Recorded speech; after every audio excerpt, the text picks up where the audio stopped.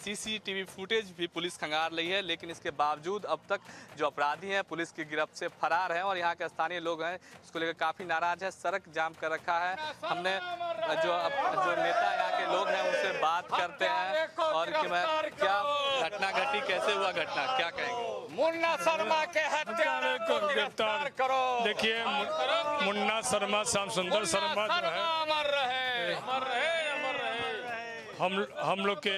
हम लोग के बचपन के साथी, साथ में पढ़े लिखे खेले कूदे सब लोग, और भारतीय जनता पार्टी के चौक मंडल के कई बार के अध्यक्ष रहे। और सबसे बड़ी बात है कि एक व्यवहार कुशल एक संगठनकर्ता और परस्पर सहयोगी का व्यवहार रखने वाले, किसी से कोई गरीब ब्राह्मण किसी से कोई दुश्मनी नहीं। और अभी सब 1 साल पहले कैंसर रोग से पीड़ित थे, उबरे हैं। और कल की बात है कि घर में उनका फंक्शन था, बेटा का रिंग सेरेमनी भी था और बहू का गोद बढ़ाई भी था। सब कुछ करने के बाद रोज़ हम लोग मॉर्निंग वॉक साथ में करते हैं। आज भी अपने परिवार को विदा करने के लिए टेम्पो पकड़ लाने के लिए बाहर सुबह निकले, लगभग 4:45 बजे। मंदिर बगल में है, वहाँ मत्था टेके हैं। और जैसा कि टीवी फुटेज से जब दिखाई पड़ रहा है कि टेम्पो के इंतजार में बैठे हैं, उतने पर 3 अज्ञात लड़का मोटरसाइकिल से हेलमेट लगा के आया है और छीनछोड़ी किया है, मोबाइल और चैन, और उसी दरमियान बात बात में गोली चला दिया। तो इस तरह के अपराध की घटना जो बढ़ गई है, और जो प्रशासन का धमक होना चाहिए, जो भय होना चाहिए, वो भय ख़त्म हो गया है। और आलोक राज जी तो यहाँ के फर्स्ट पोस्टिंग है, हम लोग के संग क्रिकेट भी यहाँ खेले हैं। आलोक जी राज आते के साथ जो डीजीपी बने, उन्होंने 4 शब्द बोले थे: सुरक्षा, सुव्यवस्था, संगठन और शासन मैं दूंगा। और उन्होंने कहा आते के साथ कि लगातार घटना मॉर्निंग वॉक के लोगों के संग हो रही है, चाहे आईएएस हो, आईपीएस, उनके परिवार के संग लगातार देख रहे हैं कि छीनछोड़ी हत्या हो रही है। तो उस बात को गंभीरता से लेते उन्होंने आदेश जारी किया था प्रशासन को कि मैं जो मॉर्निंग वॉक करते हैं उनके पेट्रोलिंग बढ़ाई जाए। लेकिन यहाँ पेट्रोलिंग की भी चिंता नहीं है। और इस तरह के खुलेआम दिन दहाड़े एक भारतीय जनता पार्टी के कर्मठ सिपाही की हत्या कर दी जाती है, तो आम आदमी की क्या बिसात है। तो मैं तो यही कहूँगा जो बैठे हुए प्रशासन शासन में लोग हैं कि आप चिंता कीजिए कि आम जनता या आम कार्यकर्ता पर किस तरह से घटना पर लगाम लगाई जाए, प्रशासन पर दबाव देके तुरंत उद्भेदन करके उन्हें दंडित किया जाए। इस बात को लेकर आज हम लोग खड़े। बीजेपी नेताओं की हत्या हो रही है, कुछ दिन पहले भी हुई थी।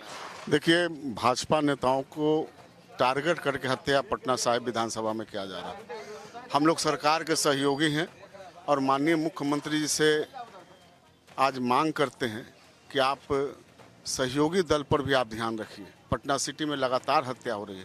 पिछले दिनों अजय शाह का हत्या हुआ बजरंगपुरी में, अभी तक उसका अनुसंधान क्लियर नहीं हुआ। और हमारे आज सक्रिय नेता माननीय श्याम सुंदर शर्मा उर्फ मुन्ना शर्मा जी का हत्या हो जाता है और सुबह में हत्या होता है, जिस समय प्रशासन की गाड़ी आगे पीछे घूमते रहती है। तो मैं आदरणीय मुख्यमंत्री जी से मांग करता हूं कि आप पटना सिटी पर ध्यान दें और यहाँ की निपंग जो प्रशासन है उसको अविलंब यहाँ से हटाइए और यहाँ से हटाकर आईएएस रैंक के लोगों को लाइए, तभी पटना सिटी के समस्या का समाधान हो सकता है। तो देखिए, यहाँ के जो लोग हैं, स्थानीय लोग में काफ़ी आक्रोश है। खास करके इनका कहना है कि लगातार पटना सिटी में आपराधिक घटनाएं बढ़ गई है और इससे कुछ दिन पहले ही बीजेपी के एक और नेता की पटना सिटी में हत्या हुई थी और प्रशासन जो है अब तक जो है उनके हाथ खाली है। ऐसे में अब इनकी मांग है कि जल्द से जल्द जो आरोपी हैं उनको पुलिस गिरफ्तार करे और उन पर कानूनी कार्रवाई तेज की जाए। कैमरा अभिषेक के साथ शक्ति, India news, Patna city.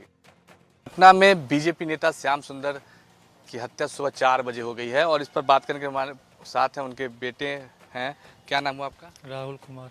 Rahul ji, घटना जो घटी है इसके बारे में सीसीटीवी फुटेज भी है, क्या कुछ अपराधी तक अभी तक पुलिस पहुंच पाई है? एक का फोटो दिखा रहे लेकिन कुछ बताई नहीं, खाली फोटो दिखाई थी कि एक का पहचान हुआ है, बस, और कुछ नहीं। क्या उनके किसी से पहले कोई दुश्मनी या झगड़ा? कोई दुश्मनी, कोई झगड़ा नहीं था, कुछ नहीं था। क्या लग रहा है जो चैन छीनताई की जो बात कही जा रही है, आप लोग को क्या लग रहा है कि घटना? डेली की तरह वो जाते ही थे, वो सुबह हर दिन मॉर्निंग वॉक के लिए जाते थे, हमेशा 5 बजे जाते थे। कल ऑटो से छोड़ना था उनको जंक्शन, किसी को ट्रेन में टिकट था तो पहले गए थे, तो वही ऑटो बैठा के वहाँ बैठ के वो अपना फ़ोन कर रहे होंगे किसी को, उसी क्रम में उनका मर्डर किया गया। आप लोग को इस घटना के बारे में कब जानकारी मिली? हम लोग को जानकारी मिली कि जब वो घर से निकले ऑटो लाने के लिए तो फिर फ़ोन लेट हो गया, 10-15 मिनट हो गया, तो फ़ोन किए घर से, तो फ़ोन हाथ में लेके गए थे, रिंग बज रहा था, फ़ोन उठाए नहीं, तो 2 से 3 बार फ़ोन किए।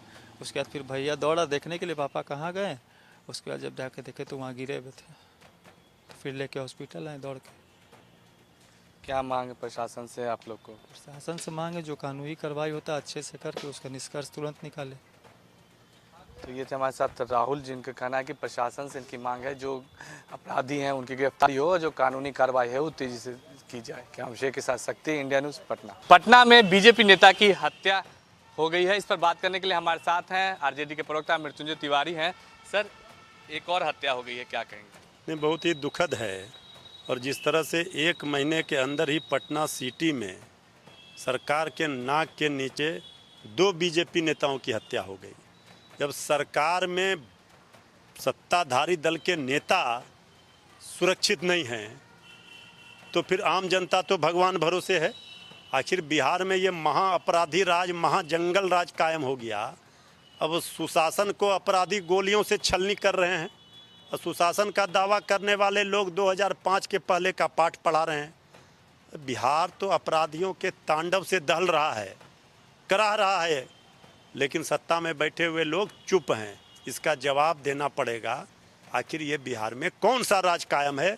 अब 1 मिनट भी सरकार में रहने का अधिकार नहीं है डबल इंजन की एनडीए सरकार को। यहाँ तमंचे पर डिस्को हो रहा है। नए डीजीपी भी आए हैं, पुलिस महकमा में ट्रांसफर भी हो रहे हैं कई अधिकारियों के, लेकिन क्राइम नहीं हुआ। कोई अधिकारी आए, पदाधिकारी आए, जब तक सत्ता का, जब तक संरक्षण अपराधियों को मिलेगा तो अपराध कहाँ से कंट्रोल होंगे? अपराधियों का मनोबल बढ़ा हुआ है, किसी को काम करने दिया जा रहा है। यहाँ तो सब लोगों को आज़ादी तो है नहीं काम करने की, तो इसीलिए अपराध पर लगाम क्या होगा?